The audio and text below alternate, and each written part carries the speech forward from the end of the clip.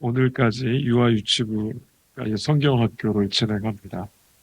성경학교 주제가 뭐죠? 뭡니까?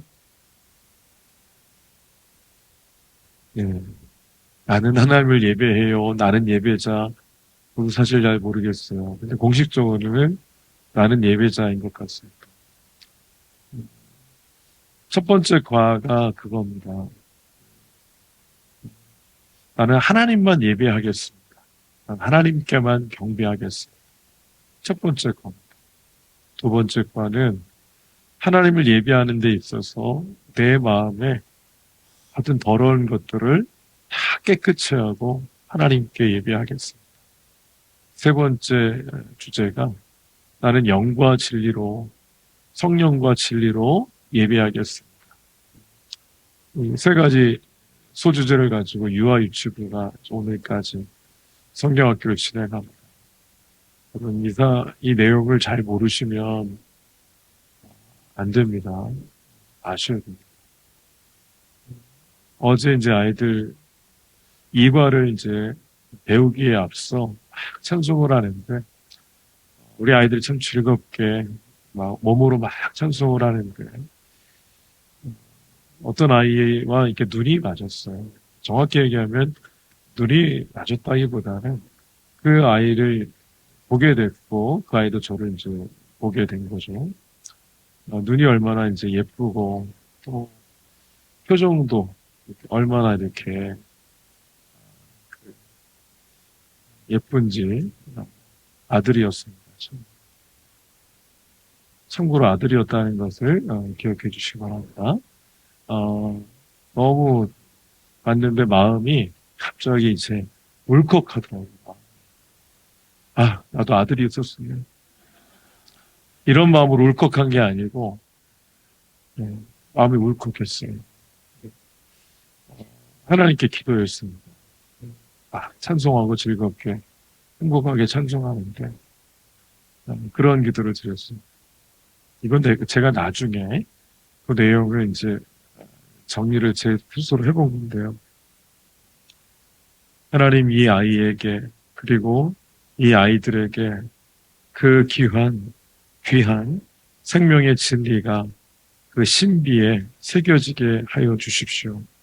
이것이 제가 할 일이요, 우리가 할 일입니다. 이 진리가 이 아이들의 인생을 이끌어가는 표대가 되게 하시고 살아가는 날 동안 동력이 되게 하여 주옵소서. 이 아이들에게 제가 믿고 있는 하나님과 그분이 어떤 분이신지, 어떤 일을 행하셨는지, 어떤 은혜를 베푸셨는지 깨닫게 하여 주시옵소서. 그분만 예배하는 아이들로 세워 주시옵소서. 이렇게 하나님 앞에 기도를 하였습니다. 열심히 이 땅을 살아가고 또 믿음으로 날마다 승리의 길을 걸어갑니다. 어느 순간 뒤돌아봤는데 우리의 자녀들이 잘 세워져 있지 않으면 마음이 참 어렵습니다.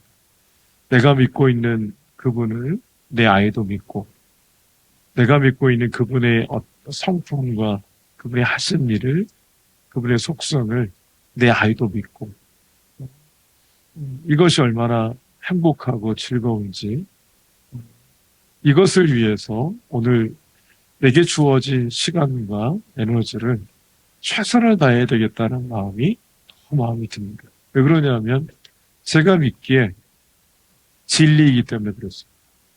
이게 시간이 지나면 없어질 가치 그리고 상대적이어서 세월이 흘러가면 희미해질 가치라면 강요할 수가 없죠. 그러나 이것이 저는 진리임을 믿기 때문에 이렇게 안 살면 더 화가 나고 이렇게 안 살면 조급해지고 이렇게 안 살면 속상하고 어떻게 해서라도 그렇게 하고 싶은 마음이 제 안에 듭니다. 그러니까 저와 여러분이 이 땅을 살아갈 때 우리가 진리를 믿고 있다면 그 진리를 믿고 있다는 것 때문에 삶의 어떤 태도나 그리고 반응하는 것이나 이런 모든 것들이 달라질 수밖에 없는 거죠. 하나님이 절대 진리의 주권자이시고 그분께서 이 땅을 만드셨고 저와 여러분도 그분이 만드셨고 우리를 하나님과 교통하는 존재로 만드신 것을 믿고 그 십자가와 부활의 주님의 은혜 가운데 오늘 나와 여러분이 이 땅을 살아가고 있는 것에 대해서 인정이 되시고 그것이 진리임을 믿는다면 우리의 삶이 달라져야 됩니다. 우리의 태도가 달라져야 되고 우리의 선택이 달라져야 됩니다. 다 달라질 수밖에 없습니다. 중국 돈 10,000원을 투자해서 중국 돈 1,000만 원을 벌 수 있는 기회가 있는데 너무나 확실한데 빌려서라도 10,000원을 왜 투자하지 않겠습니까? 확신이 없으면 하지 않습니다. 아무리 많아도 하지 않습니다.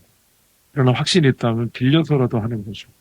오늘 저와 여러분이 믿고 있는 것, 적어도 제가 믿고 있는 그 하나님은 이 땅의 주권자이시고 예수 그리스도께서는 유일한 구원자이시며 죽으셨지만 죽음 가운데 갇혀 있지 않고 다시 사신 부활하신 부활의 첫 열매 되시고 마지막 날에 주님께서 심판주로 다시 오실 것에 대한 분명한 믿음이 제 안에 있습니다.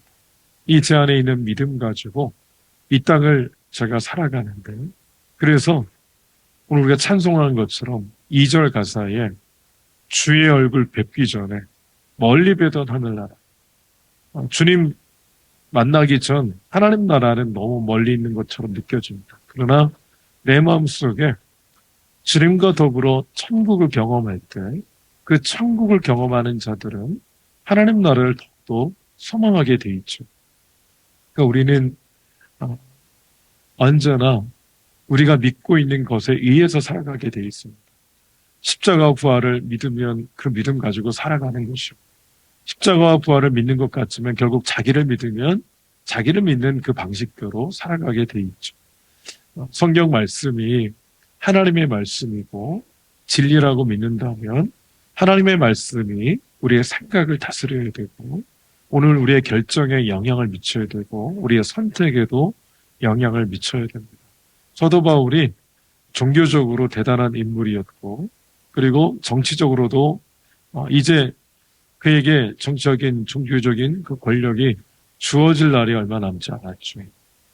헬라 철학, 유대 율법 그 어느 언어와 봐도 부족함이 없는 인물이었지만 그러나 그가 오늘 고린도전서 15장 3절 4절에 보게 되면 성경대로 그리스도께서 죽으시고 성경대로 사신 것을 믿었어요.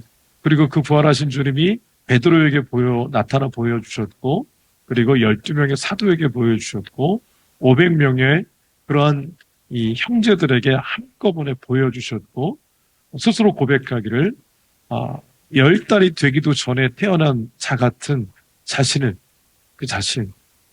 바울 자신을 얘기하는 거죠. 그런 내게도 보여주셨다. 나의 나된 것은 절대적으로 하나님의 은혜였다. 이런 고백을 바울이 하는 것을 보게 됩니다. 위대한 고백이죠. 사도 바울이 다메섹 그 언덕에서 오늘날의 다마스커스가 내려다 보이는 그 언덕에서 주님께서 예수님을 믿는 자를 잡아 죽이려고 그렇게 열심히 혈안이 돼서 달려가고 있는 그를 찾아가 주셨고 만나 주셨습니다. 그리고 그의 인생의 행로가 바뀌었죠. 우리가 누구를 만나느냐에 따라 인생이 바뀝니다. 어떤 가치를 따라가느냐에 따라 인생도 바뀌죠. 내가 주님을 좇는 것 같지만 주님이 나를 찾아와 주셨고 여러분을 찾아와 주셨습니다. 그리고 예수 그리스도를 주로 믿는 믿음을 더하셨습니다. 그래서 우리는 이 땅에 무엇을 가지고 살아가냐면 그 믿음 가지고 살아갑니다.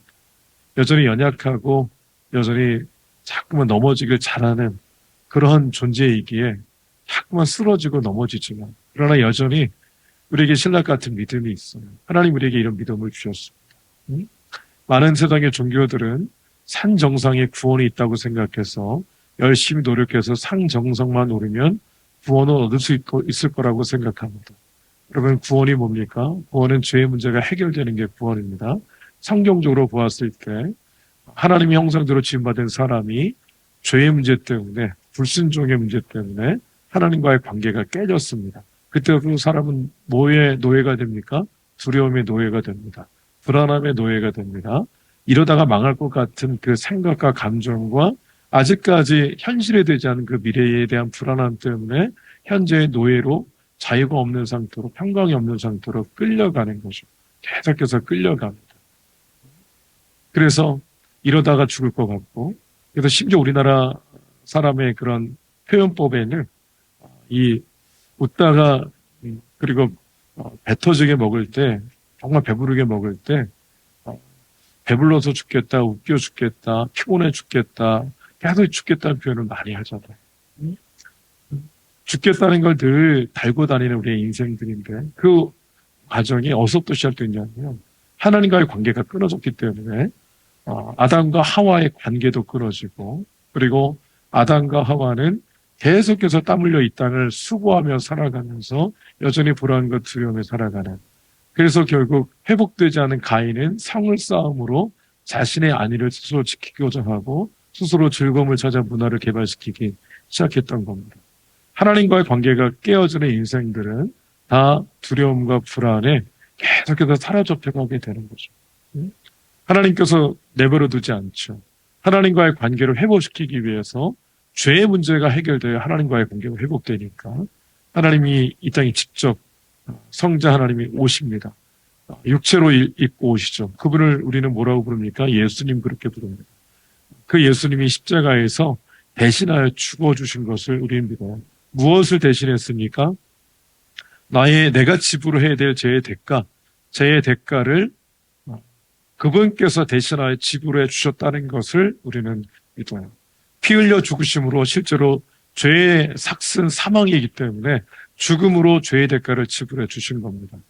그러나 그거 죄가 없는 분이기에, 죄가 없는 하나님이기에 그의 죽음이 의미가 있는 죽음이 되는 겁니다. 죽으신 그분이 3일 동안 갇혀 계시다가 다시 사셨죠. 부활하셨습니다. 만약에 그분이 부활하지 않으셨다면, 부활하지 못하셨다면, 여전히 죽음 가운데 갇혀 계시다면 그분은 구원자가 될 자격이 없는 겁니다. 여전히 그저 죽음 가운데 있는, 죄의 대가가 죽음인데 그분이 죽음 가운데 여전히 있다는 것은 죄의 문제를 스스로 해결하지 못했기 때문에 그 죽음 가운데 계속 갇혀 있는다는 뜻이 되기 때문에 그분은 특별한 인생을 살았지만 그러나 구원자가 될 수 없고, 보통의 사람들보다 대단한 인생을 살았지만 구원자가 될 수 없는 거죠. 그분께서 구원자가 되시는 유일한 이유는 우리의 모든 죄의 대가를 죽음으로 지불해 주셨으나 하나님께서 그를 성경대로 살리셨기 때문에, 우리 부활하셨기 때문에 우리 위에 유일한 구원자가 되시는 줄로 믿습니다. 우리는 이것을 믿고 있습니다. 산 정상에 죄의 문제를 해결하고자 열심히 노력을 합니다. 열심히 노력을 합니다. 힌두권에서는 이 고행을 통해서 이 문제를 해결하려고 하죠. 그래서 어떤 분은 오른손을 평생 내리지 않는 고행을 하기도 하고, 어떤 분은 한 번도 누워서 자지 않고 늘 서서 자는, 그래서 참 오랫동안 몇십 년을 한 번도 눕지 않고 그렇게 앉지 않고 서서 고행을 하는 그런 고행자들도 있다고 들었습니다. 욕심의 문제, 죄의 문제, 근본적인 욕정의 문제를 노력으로 해결하려고 하지만 언제나 실패하죠.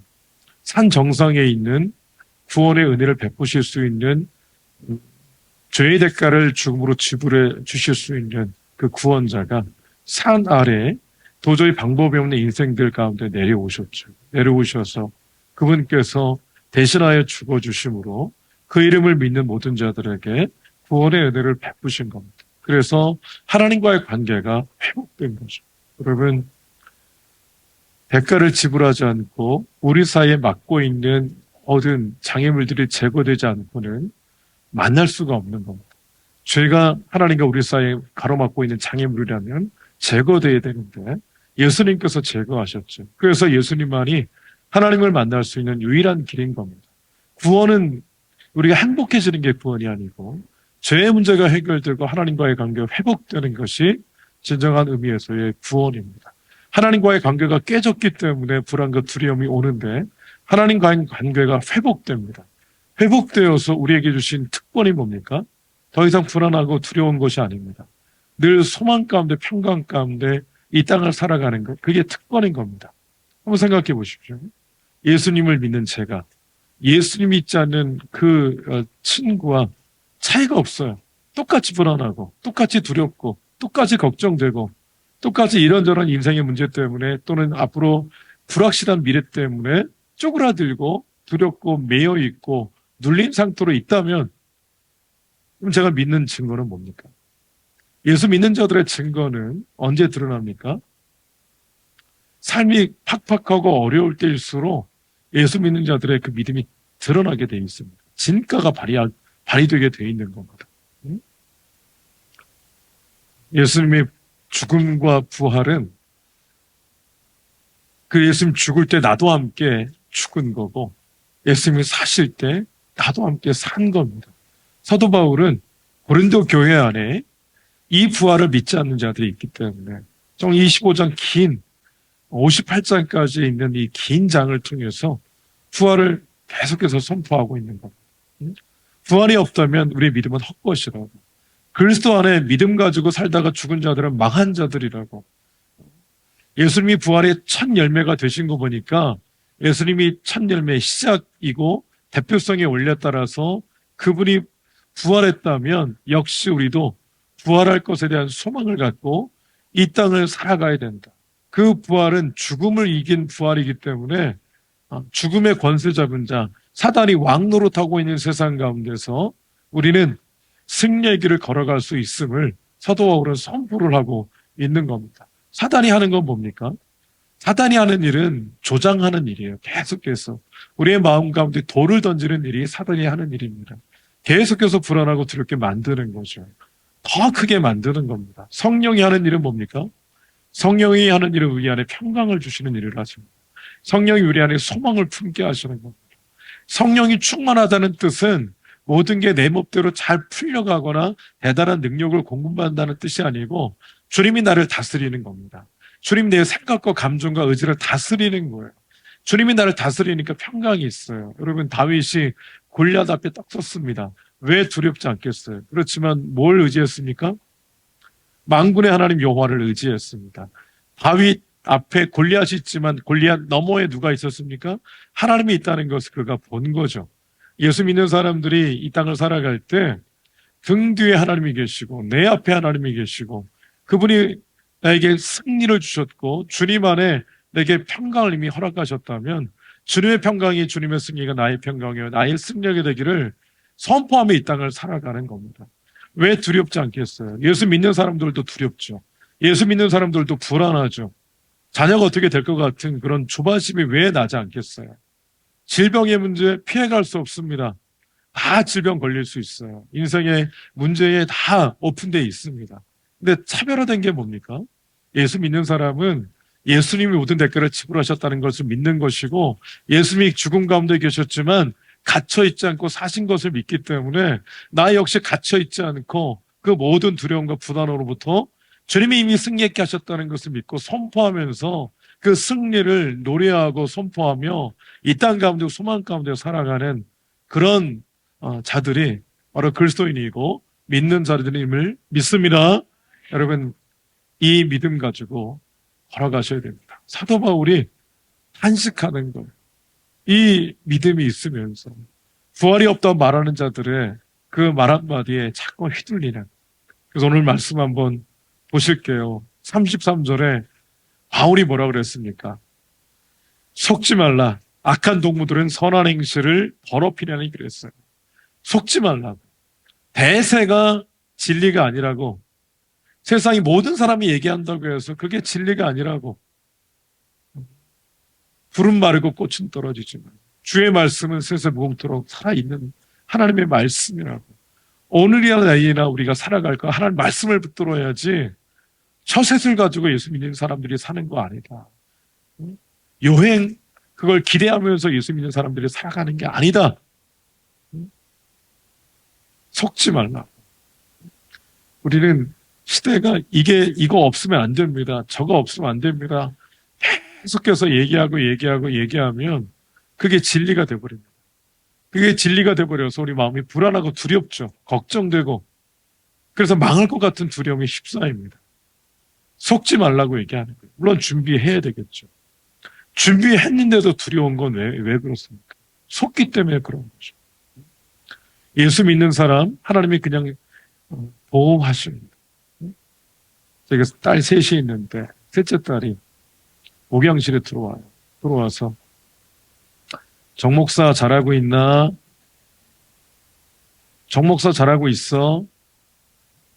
이렇게 얘기할 때가 있어요. 그때 제가 하나님의 음성을 듣습니다. 웃었지만 깜짝 놀랐어요. 아이들의 음성을 통해서 하나님의 경고하심을 듣고 다시금 제가 지금 묵상하고 있는 게, 제가 지금 근심하는 것이, 제가 지금 걱정하고 미래에 대해서 생각하는 것이 과연 이게 합당한 건가? 합당하지 않다는 것을 정 목사 잘하고 있나? 이 한마디를 통해서 가르쳐 주시는 거죠. 주님이 속지 말라고 얘기하셨어요. 악한 동무들은 선한 행실을 더럽힌다고 그랬습니다. 동무예요. 친구입니다. 근데 그 친구의 입을 통해서 나오는 한마디 한마디가 나로 하여금 영적으로 막 열등감이 휩싸이게 할 때가 있어요. 너 그렇게 열심히 예배 드렸는데, 그렇게 열심히 봉사했는데 너 이렇게 사업 안 돼요. 왜 그렇게 직장에서 승진해서는 심사에서 자꾸만 떨어지는 건데? 네가 다니고 있는 직장은 왜 그렇게 불안불안하고 네 아들, 딸들은 왜 그렇게 대학 잘 못 가는 건데? 노골적으로 조롱하듯이 비판하면 많은 그리스도인들이 쪼그라들잖아요. 막 쪼그라들 필요가 없는 거죠.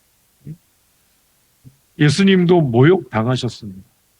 예수님을 잘 믿는다는 것은 모욕을 피해갈 수 없는 길인 거예요. 조롱을 피해갈 수 없는 길인 겁니다. 예수님 그 길 걸어가셨거든요. 바울이 그랬습니다. 깨어 의를 행하고 죄를 짓지 말라. 속지 말고 휘둘리지 말고, 눈에 보이는 게 전부인 것 같지만 그게 전부가 아니니까 깨어 있어야 됩니다. 정신 똑바로 차리고 의를 행하라. 의가 뭡니까? 성경에 등장하는 의는 하나님의 뜻입니다. 하나님의 뜻을 딱 붙들고 죄 짓는 게, 여기는 죄 짓는 건 뭡니까? 거역하는 거, 불순종하는 겁니다. 창세기 3장에 선악과를 알게 하는 나무를, 선악을 알게 하는 나무의 열매를 먹지 말라 그랬어요. 하나님 왜 먹지 말라 그랬습니까? 이유가 있어요. 사람이 많은 권리를 받다 보면 그 권리에 취하면 내가 하나님 된 것처럼 착각할 때가 있거든요. 아담이 그럴까봐 하나님이 선악을 알게 하는 열매를 딱 만들어 놓고 선을 그으신 거예요. 주권자를 인정하는 길을 걸어가라고. 주권자가 누구인지, 너를 만든 존재가 누구인지, 너의 주인이 누구인지를 인정하며 걸어가라고 이렇게 만들어 놓으신 겁니다. 근데 아담이 그 선을 과감하게 넘어버려요. 하와와 함께. 불순종한 거죠. 거역한 겁니다. 그래서 죄의 특징은 불순종입니다. 그래서 죄 짓지 말고 가라는 것은 불순종하며 살지 말라는 겁니다. 저도 우리 부활 생명이 우리 안에 있는데 정신 똑바로 차리고 주의 뜻을 딱 붙들고 순종하며 그 길 걸어가라고 오늘 우리에게 가르쳐 주신 거예요. 55절, 56절에 사망아 너의 승리가 어디 있느냐? 사망아 내가 쏘는 것이 어디냐? 사망이 쏘는 것은 죄요, 죄의 권능은 율법이라고 했습니다. 사망의 권세자분 자 사단이 계속해서 우리를 향해 마치 저격하듯이 계속해서 쏴요. 계속해서 쏩니다. 화살을 당겨 총을 들어 계속해서 쏘는 겁니다. 더욱더 열등하게, 더욱더 열등감에 빠져버리게, 허약하게 더 허약하게 만들어버립니다. 맹수일수록 이 먹잇감의 약점을 그냥 넘어가지 않죠. 딱 잡습니다. 그래서 자기의 먹이로 끝까지 만들어 버리잖아요. 사단도 쏠 때 아무데나 쏘는 게 아닙니다. 우리의 약점, 우리의 허물, 우리의 불순종한 과거 사로잡히게 만들고 더 우울하게 만들고 더 열등감에 도취되게 만들고 낙심과 좌절과 실망에 빠져들게 만들잖아. 그게 사단이 하는 일이잖아요. 계속해서 그거 묵상이 아니라 그것이 생각에 사로잡히게 만들잖아. 생각은 전쟁터고 감정도 전쟁터고 의지도 전쟁터고 전쟁터는 외부에 있지 않고 우리 내부에 있어요. 우리는 계속해서 전쟁하고 있습니다. 사단이 우리를 향해서 공격하는 그 루트는 다른 게 있지 않나요? 우리의 약점, 우리의 허물, 우리가 하나님 앞에 늘 불안불안한 우리의 부족한 것 계속해서 노려요, 사단이. 근데 57절에 사도 바울이 그렇게 선포합니다. 같이 읽을게요. 57절. 시작. 우리 주 예수 그리스도로 말미암아 우리에게 승리를 주시는 하나님께 감사하노니. 아멘. 이미 주께서 우리에게 승리를 주신 줄 믿습니다. 예수 그리스도로 말미암아 그랬어요. 저와 여러분 약합니다. 승리할 수 없어요. 근데 예수님 안에서의 승리를 지금 보장하고 있으신 겁니다. 이미 이긴 게임을 이제 게임으로 그 자리에 있는 거예요. 이건 뭐냐면 월드컵에서 우리나라가 30에 올라갔는지 모르겠어요. 근데 불안하잖아요. 축구를 볼 때마다 불안해요. 들어갈까 봐 막 불안하고 한 골 딱 들어가면 역시 그렇지. 또 이런 마음이 막 그러면서 내가 다시는 축구 안 보리라. 그러면서 그 다음에 또 보게 되고 막 그러잖아요. 실시간으로 중계되는 걸 보면 불안해요. 근데 우리가 이긴 거 있잖아요. 2대 0으로 또는 3대 0으로 이긴 게임을 보면 편안하죠. 편안하게 볼 수 있어요. 주님의 승리가 우리의 승리가 되었다는 것은 마치 이것과 같습니다. 이미 주께서 승리하시는 거예요. 뭐가 실패한 겁니까? 내 열등감에 주님이 괜찮다고 말하시는데 내가 사로잡혀 있는 거예요. 계속. 내가 낙담하고 있을 때 주님 괜찮다. 내가 너의 인생 책임질게. 주님이 계속해서 말씀하시는데 나는 낙담한 그 감정에 사로잡혀 있고 다른 사람이 나를 어떻게 평가할까 이거에 자꾸만 사로잡혀 있는 거예요. 그게 실패입니다. 그게 넘어진 거잖아요. 근데 주님이 예수 그리스도로 말미암아 그랬어요. 예수님 안에서만 이 승리가 바로 나의 승리로 적용이 되는 겁니다. 그러므로 여러분 사단이 주는 마음이 생각이 들어올 때 뭐 해야 되겠습니까? 그 넘어진 마음 가지고 주께 가져가야죠. 그 마음 그대로 주님께 상처난 마음 가져가야 됩니다. 주님께 하소연하셔야 됩니다. 주님께 부르짖으셔야 돼요. 주님의 승리가 나의 승리가 되었는데 내가 왜 이 문제 때문에 이렇게 사로잡혀 있습니까? 가져가야죠. 그리고 결단하셔야 됩니다. 58절에 사도 바울이 이렇게 결단하죠. 이렇게 도전합니다. 읽겠습니다. 시작. 그러므로 내 사랑하는 형제들아 견신하며 흔들리지 말고 항상 주의 일에 더욱 힘쓰는 자들이 되라. 이는 너희 수고가 주 안에서 헛되지 않은 줄 알미라. 아멘. 형제들아 그러는데 아델포스라 그러는데요. 같은 이 태반에서 태어난 모태에서 태어난 자들 이런 뜻입니다. 그러니까 내 사랑하는 형제다 얘기한 것은 나와 함께 예수 그리스도라고 하는 모태로부터 태어난 자들 그런 의미입니다. 형제인 거죠. 내 사랑하는 형제들아 견실하며 흔들리지 말아라. 견실하며 흔들리지 마라. 흔들리지 마라. 항상 주의 일에 더욱 힘쓰는 자들이 되라. 성도의 견인이란 표현이 있습니다.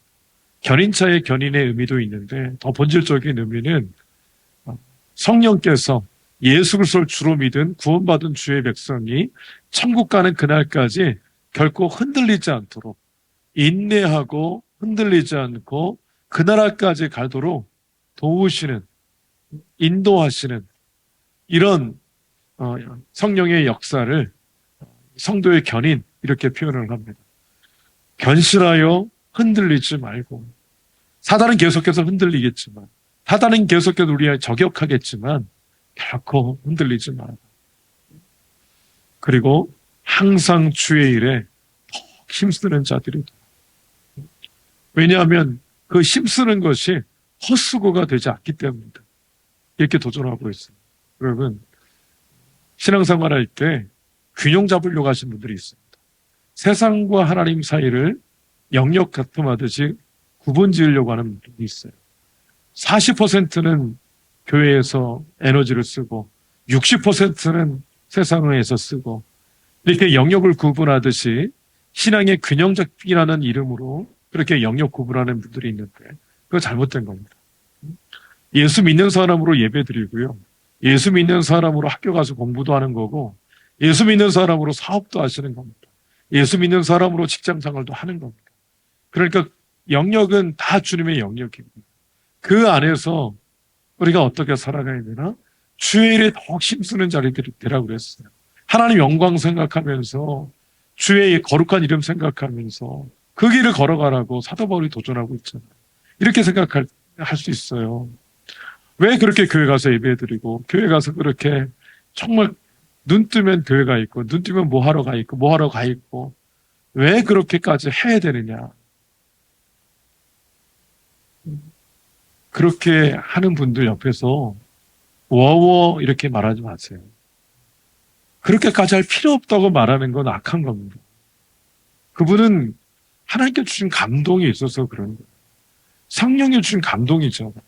주의 일에 더욱 힘쓰는 자들이 되라고 그랬는데 적당하게 거기까지 하면 돼 이렇게 누가 감히 그렇게 말할 수 있겠어요.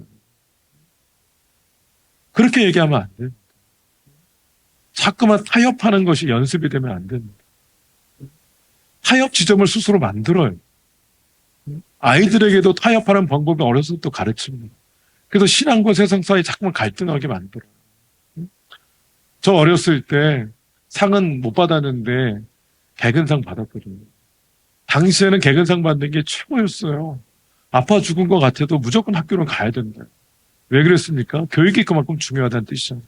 배워야 된다는 거잖아요.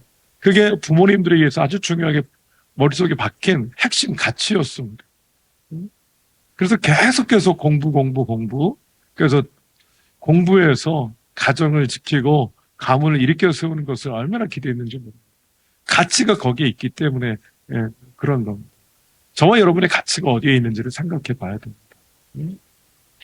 정말 예수님이 날 위해서 죽으셨고 그분이 부활하셨고 저와 여러분이 이제 잠시 뒤면 주의 품에 안길 것에 대한 믿음이 있다면 오늘 하나님 앞에 왜 우리가 아까운 것이 있어야 되고 하나님 앞에 하는 것들이 여기까지 하면 괜찮지라고 적당하게 타협하며 그렇게 신앙의 길을 걸어가야 됩니까? 헌신이란 그런 단어 속에 거기에 적당한 지점이 없죠. 헌신이란 단어 안에는 하나님 앞에 우리는 신앙의 길을 걸어갈 때 내가 무엇을 믿고 있는지를 점검해야 됩니다. 내가 정말 예수님의 십자가와 부활을 믿고 있다면 오늘 나의 선택과 나의 판단과 나의 결정이 태도가 반드시 달라져야 됩니다. 여러분 하나님 앞에 이 신앙의 길을 걸어가면서 세상에 천년만년 살 것처럼 그렇게 신앙생활을 하면 되고 예배 끝나면 바로 주의 품에 안길 거 그럴 수도 있다는 생각. 내가 지금 예배드려다가 주께서 나를 부르실 수도 있다는 그런 생각. 그래서 세상을 본받지 않고 하나님께 온전히 드려진 재물과 같이 그렇게 살아가야 돼. 로마서 12장 1절, 2절을 함께 크게 읽고 오늘 모든 말씀 마치도록 하겠습니다. 로마서 12장 1절과 2절입니다.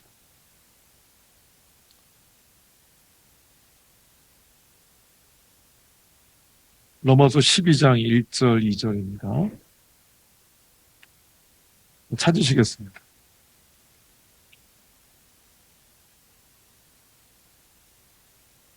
자, 읽겠습니다. 시작.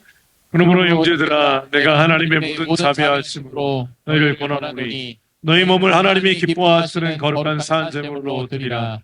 이는 너희가 드릴 영적 예배니라. 너희는 이 세대를 본받지 말고 오직 마음을 새롭게 함으로 변화를 받아 하나님의 선하시고 기뻐하시고 온전하신 뜻이 무엇인지 분별하도록 하라. 아멘.